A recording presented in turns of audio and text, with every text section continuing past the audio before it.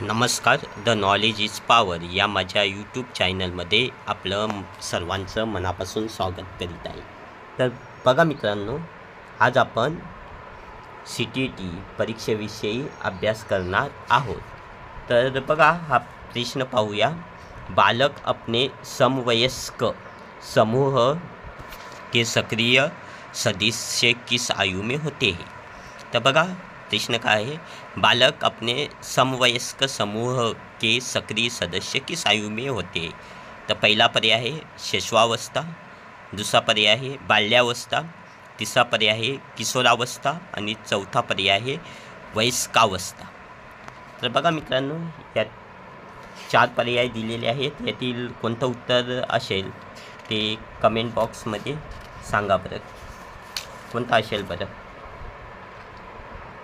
तर बघा मित्रांनो, पर्याय क्रमांक 3 पर्याय क्रमांक 3 आहे.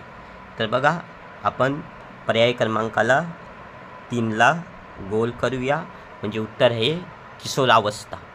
बालक अपने समवयस्क समूह के सक्रिय सदस्य किशोरावस्था में होते हैं. तर आपण इथेच थांबूया.